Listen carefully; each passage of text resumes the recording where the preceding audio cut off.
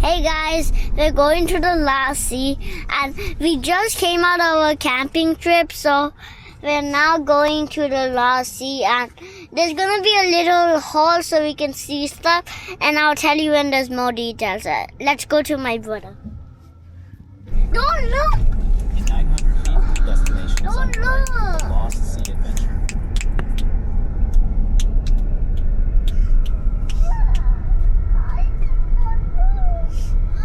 Sorry. Ow! Why did you pinch me? Oh. It's not funny, Fred. Ow! Not funny that you pinched me. Jay. Hey guys, we're going to the Lassie.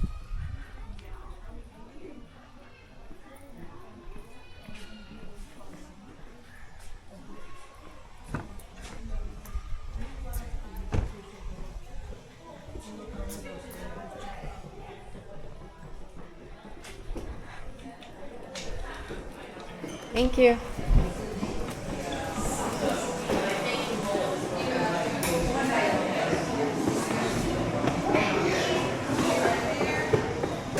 We're at the Lost Sea, and it's gonna take it's gonna be 1 or 2 minutes. I have my coat because when you go into the Lost Sea, it's gonna be 45 degrees. So make sure to bring your jacket. It's about 45 degrees. People are starting to come out, and when I go in, I'll see you. I'll turn it on. Hey guys, we just came in. It's super duper loud, and it's about 45 degrees inside. We're inside of our jackets. Right hand side of the bench for me, guys. Right hand side of the On the bench. other side of the bench. You can. I mean, the bench doesn't bite. At least I don't think it.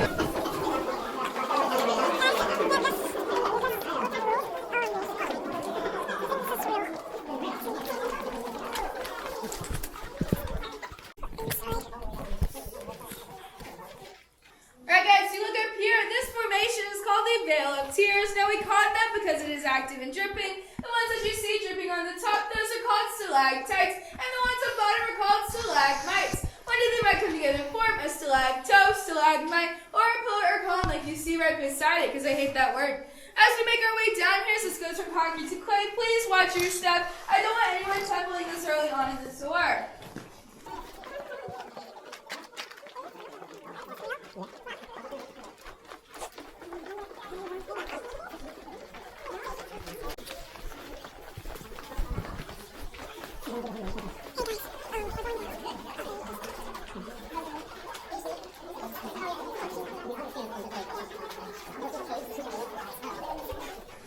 Alright guys, so right over here, this is called the council chambers. In the 1820s, we had a Cherokee chief named Chief Craighead gain ownership of the cave through the Okie or the Hiwassee land grant. He liked to hold his meetings down here because of the cave's consistent temperature. Now a couple years later, in 1927, we had a group of teenagers come down here just exploring, and they found a lot of old relics, including pottery, jewelry, and arrowheads, which you can see displayed in the glass showcase. And if you guys look up here, these are one of the rarest cave formations called anthodites, coming from the Greek word anthos. So these are our cave, meaning flowers. So these are our cave flowers. Everybody say wow. Wow. What makes them so rare is that they grow a cubic centimeter every 1,000 years. The Lost Sea does hold 70% of the world's population, giving us one reason that we are a U.S. registered landmark. With all that being said, these ones are no longer active. We know that because of the darkened color, but it will be showing you some actively growing ones around the corner. So as we make our way over there, please watch your head on low-hanging rocks. Mommy, so they...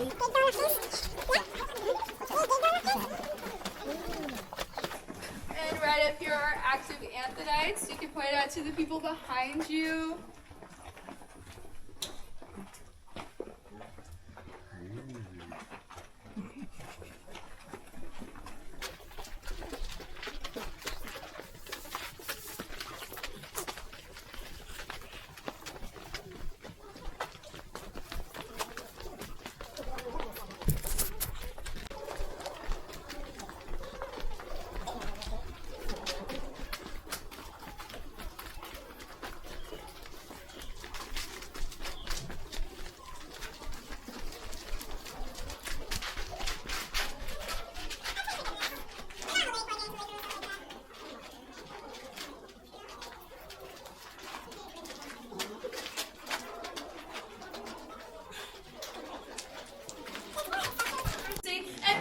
on their barns, basically using it as paint. Now you can still see some red tint on barns today, but they did stop doing that because it does soil and it does stink, but it was fun while it lasted. And if you guys look over here, this is called a leaching vat. Early Confederate soldiers would come down here looking for potassium nitrate from bat poop. So they would scoop up the dirt, put it into vats like this, pour water on top of it to dissolve nitrates to create a liquid called mother's liquor. They would then put that into a trough, boil it again, wait for it to solidify, turn into saltpeter crystal, and then later send it off to refineries to turn into gunpowder. You can also see this day on the wall over here, 1863. It was likely written by the end of a Confederate soldier storage and has been carbon dated and proven authentic and not written yesterday, which gives us the title as a Civil War trail marker. You can also see a lot of other names on the wall, like Dennis over there. Say hi to Dennis as you walk by, and please watch your head and step.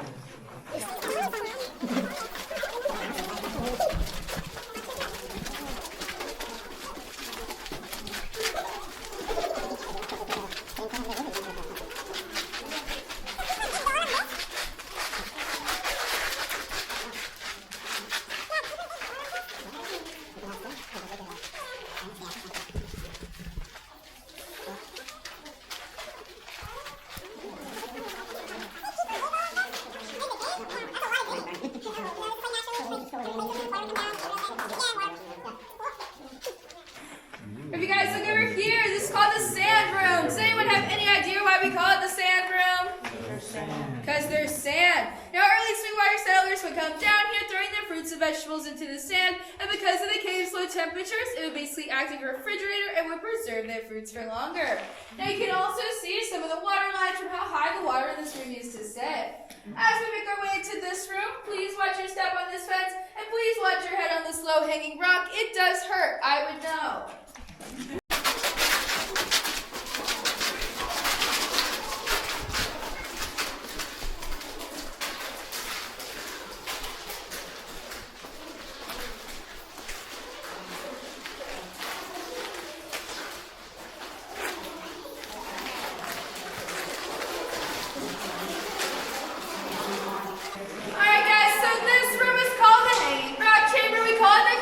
Bedrock pendants you see up on the wall. Now this was formed by two streams coming together, one from the room that we just came out of and one from the room over here. They came together, formed a whirlpool, which you can see the eye of the whirlpool would have been right here. Also in this room is the original entrance I talked about earlier. It is 132 steps up on a 45-degree angle. Not a fun way up if you ask me. The bones, in the 40s, the bones of a Pleistocene jaguar were found. It was estimated to be 500 pounds and 8 feet long. Very happy cat lady. Now the bones were sent off to the National History Museum in New York, but we were sent to Roquefort, the head and popper, which you can see displayed in the glass showcase. Also in this room, in 1947, a moonshine bar opened up called Caverns Tavern. They had 3 moonshine stills, 3 dance floors, and a band that played on the weekends. Now the only problem with having a moonshine bar in the middle of a cave is because of the low temperatures and high humidity. You can drink up to 3 times the normal amount and not feel any of the effects at all. So people would come down here obviously to get drunk and drink moonshine, get angry they were being sold watered down moonshine, come storming back up the steps, and the higher they got, the higher they got. They came tumbling right back down, and it closed down 2 months later due to injuries. Not long lasting if you ask me. Now in the 50s, this place was going to become a nuclear bomb shelter, and we had enough food to feed 20,000 people for 2 weeks. Now thankfully it never had to be used, but we still have remnants of it today. It is saltine crackers and water jugs. Don't eat it. And we are about to experience total natural darkness. So if y'all just get to the middle of the room for me, turn off any light source like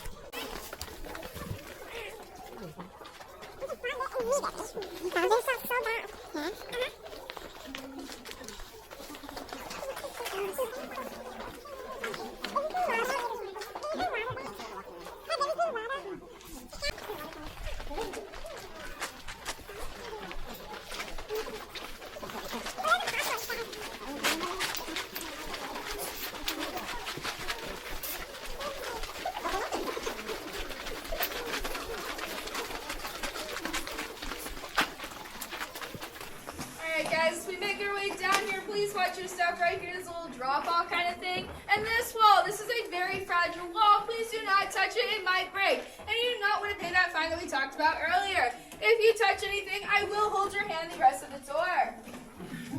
Bye, Krista.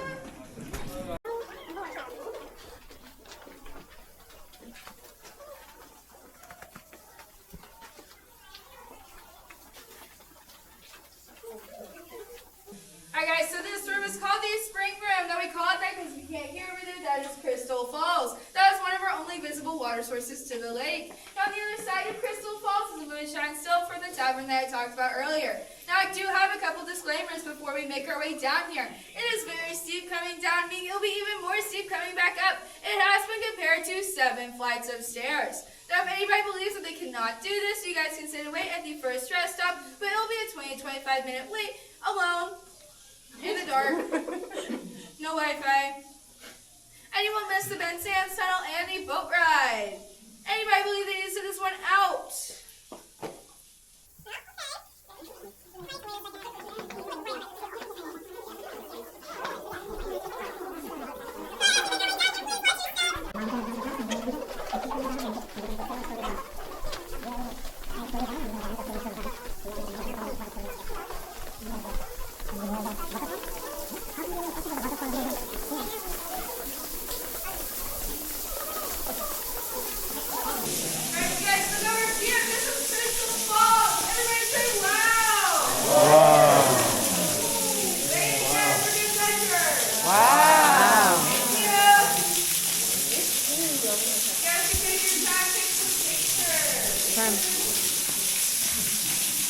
Yeah.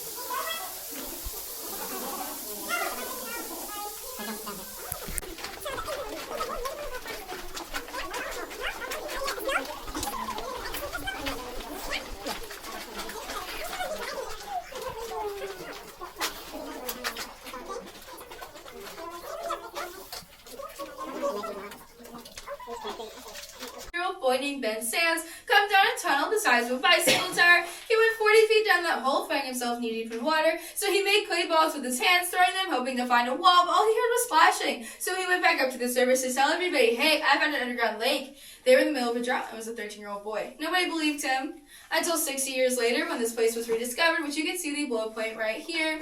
They tracked down Ben Sands at the ripe age of 78 years old, asking him a majority of questions, which he all answered perfectly, giving him the title of the refounder of the Lost Sea and the biggest I told you so in Tennessee history. And this side of the wall, this is not natural. This is from whenever they blew this place out, and nobody felt like carrying all that rock up. I know I wouldn't. So they just pushed it to the side. This is also the only part of the cave that you can touch because it's made of granite, so if you need to touch anything, get it out right now. Don't take it for granted. And please get on your right-hand side. We are passing by another group.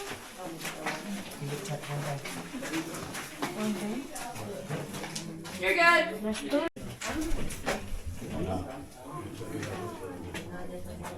I just see Kira like a couple wows. Wow. Thank you. Gorgeous.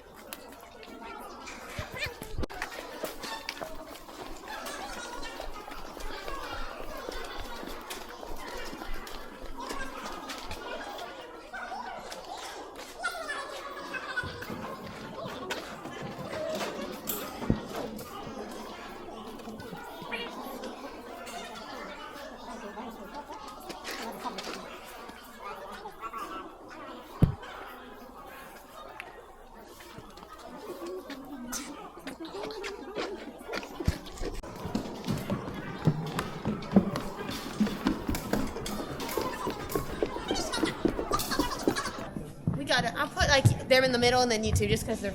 Okay. I don't want them to get on there without anybody. We're gonna get on this red side though. Okay. Y'all need help getting on. Thank you. Watch out for that gap, guys. Don't jump in the lake. Yep. Be real careful, guys. There you go. They got no shame. They weren't even scared. Thank you. Sometimes.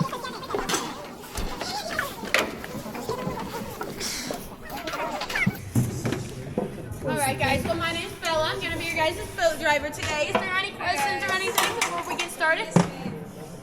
No questions?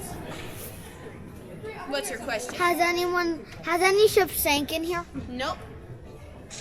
Other than whenever we play battleships, then that's a different story. Anyways, if you guys were scared about how fast it would go, don't be. This is top speed. It really does not get any faster than this. I lied, guys. This is top speed. It did not change at all.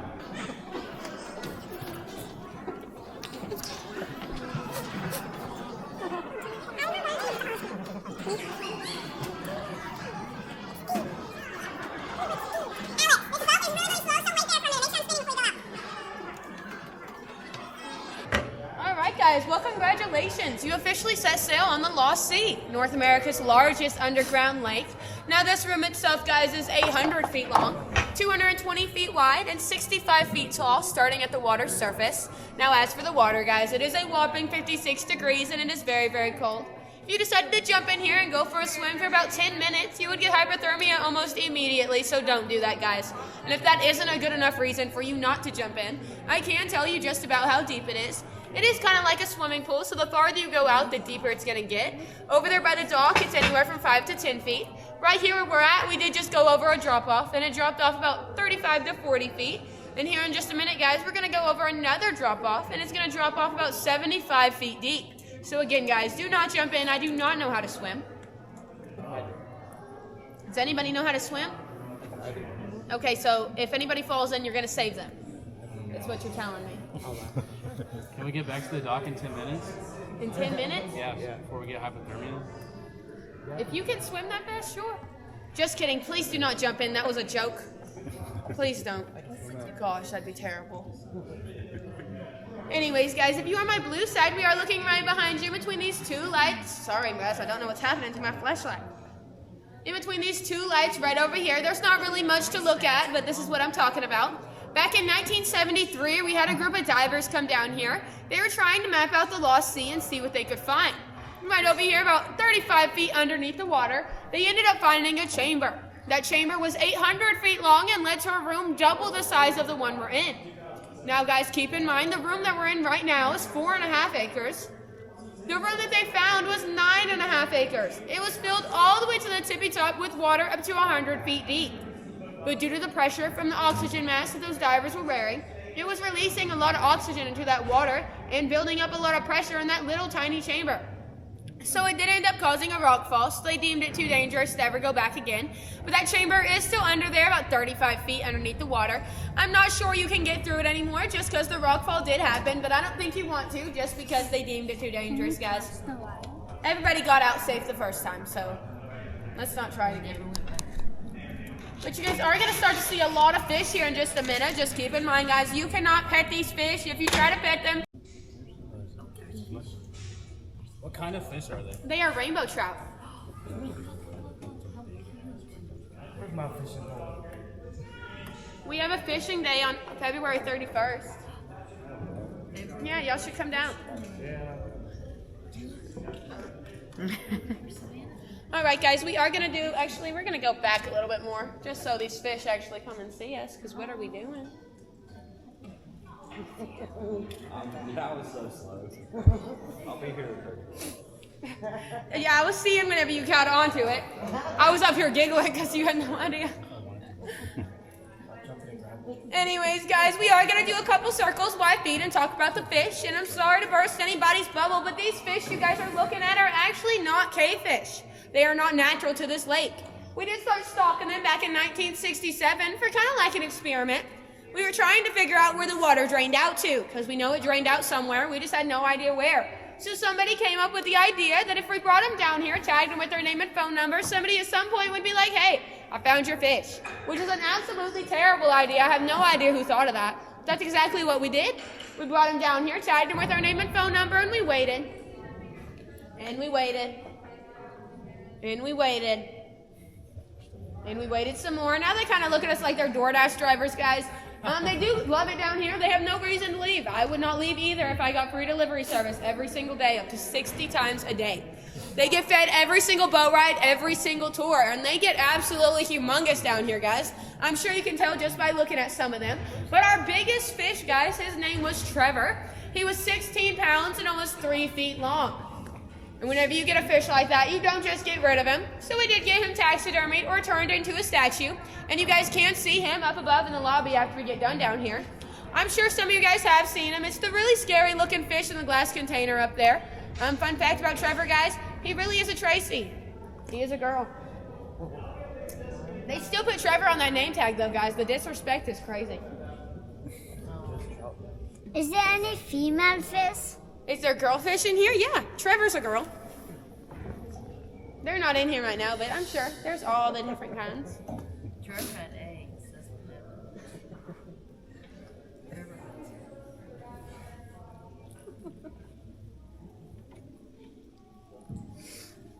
There's also some rumors that we had a tour guides back in the day that liked to lie to people. I do not know what they were doing, but now they're fired, so don't worry about that. But they were lying to people, saying that these fish were albino and blind. So if you've heard that, guys, it was not true. They only lose about 20% of their eyesight down here and about 70% of their pigment. So yes, they don't have as much pigment just because there's not a sun, but they can see you. They absolutely hate it when I shine a flashlight in their face. I can prove it to some of you guys. They get mad, and they'll go swimming away like that. You guys saw that. They hate the light. They get really, really upset. And sometimes they'll jump at me, and I'm like, okay, calm down. And every time I come down here.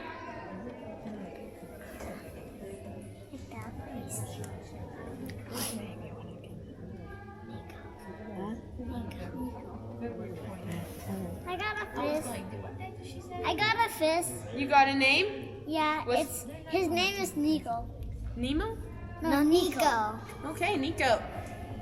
My little brother watched a show with Nico in it. Here, maybe I can get you some good.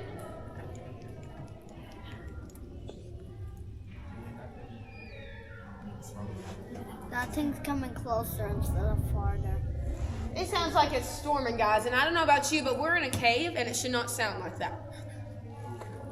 People are stomping on that dock up there. It is the dock. It's terrifying. I can't lie. It always makes weird noises like that. It echoes really bad in here, so one little noise, like, echoes, and it's really, really, really, really loud. We have people screaming in here, guys. Anyways, as we start making our way this way, you're going to start to see some rock underneath us. That's not the bottom of the lake. That's just rock from our most recent rockfall. You just have to keep in mind that we're still about 50 feet deep at the moment. This is just a 50-foot long rock. But if you guys are on my red side, you guys are going to get to see my flashlight that I dropped in the water my first day ever at the Lost Sea, first time ever on the lake, first time ever on a tour, guys. It just wasn't a good day for me. But it's right up here, guys. It's that black thing. You can barely see it in there, but it is down there. I can see the rocks. It shined for 2 weeks and it turned off, guys. I should go in there and grab it. Where'd it go? It's right there.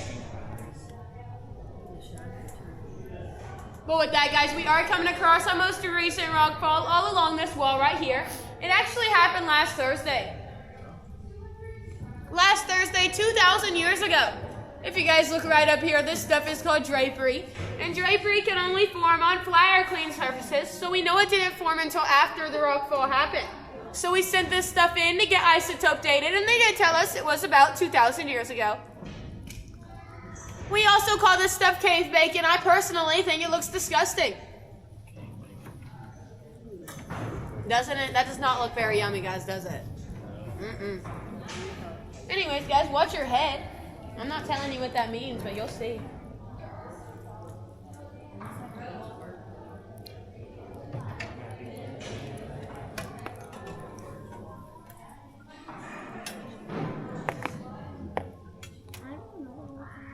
Did anybody get tripped on yet? Yes. Yes. You guys, usually they freak out and start screaming when that happens.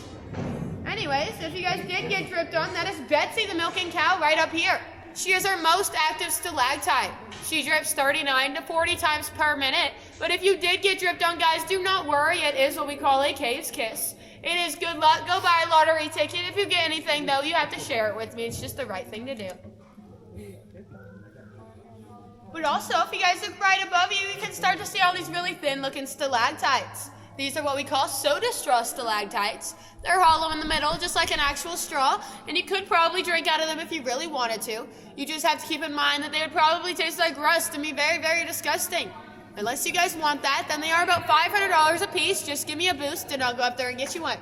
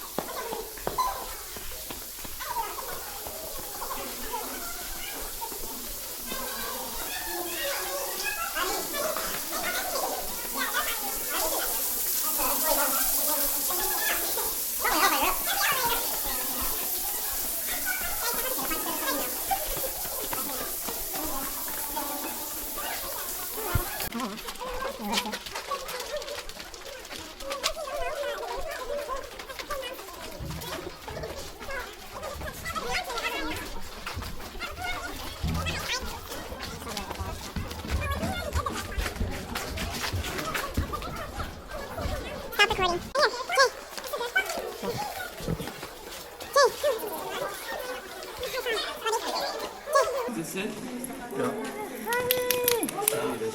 Oh, I like it. Oh, it's a...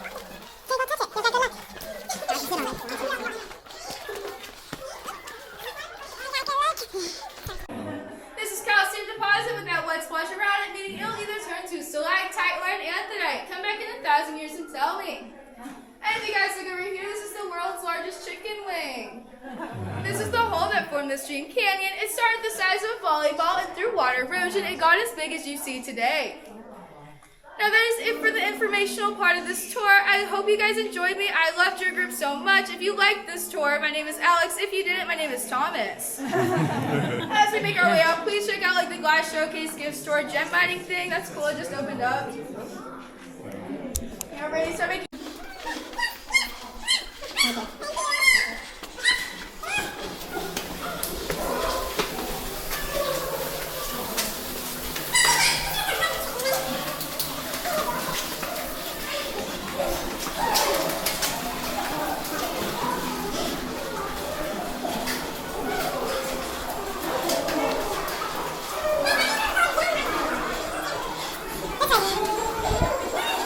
guys, we found salt